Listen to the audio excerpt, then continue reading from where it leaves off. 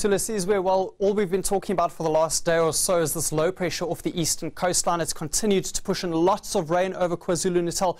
As we've already mentioned earlier on in the day, more than 100 millimetres of rain having taken place along the north coast of KZN. And the same system has pushed showers into Gauteng. And we've seen very low temperatures on the high veldt, some areas remaining below 10 degrees today.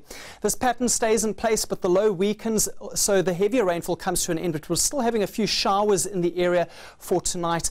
And with all this moisture hanging around and temperatures dropping overnight, fog is going to form for some areas on the high veldt. So it could be foggy even in Gauteng for the start of your Thursday. Clear and dry in the west, while in the eastern parts we'll still have showers on your Thursday. Some of the showers even reaching parts of Mpumalanga. So we'll be keeping an eye on that area. There is still a warning in place because of the saturated conditions in northeastern KwaZulu-Natal and further showers affecting the area. We could still have localized flooding taking place along the north coast and the adjacent interior. So do take care if you're going to be travelling across the area in the next 24-hour period. For tonight, widespread showers in that area as well as a little bit further inland, becoming isolated as you head onto the high veldt, including in Mpumalanga. Gauteng, still a few patches of light rain in the area and a couple of isolated showers, even small thunderstorms affecting some areas over eastern Limpopo.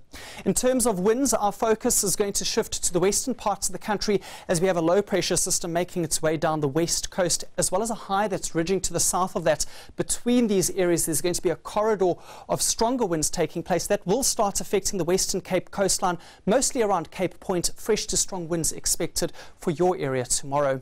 Looking at minimum temperatures, it's going to be another cold one over the central parts. Those areas where we see darker blue is where frost is going to be likely, including parts of the Eastern Cape. 6 degrees for Johannesburg overnight, while it stays in the double digits for much of the country's coastline. Heading into Thursday afternoon, things warming up very nicely once again over the western parts. Vredendal 34 degrees.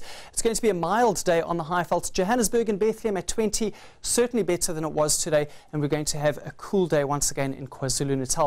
Let's take a look ahead for Johannesburg, and we don't see too much changing over the next few days. It stays partly cloudy and cool. Your warmest day at the moment, it looks like it's going to be on Friday with a high of 22. For the rest of the country on Friday, mostly dry, but there will still be showers affecting parts of KwaZulu-Natal. And on Saturday, the next cut-off low starts to develop to the west of the country, and that's going to bring stormy conditions to some areas in the northern and western Cape. That's all from me. Goodbye for now.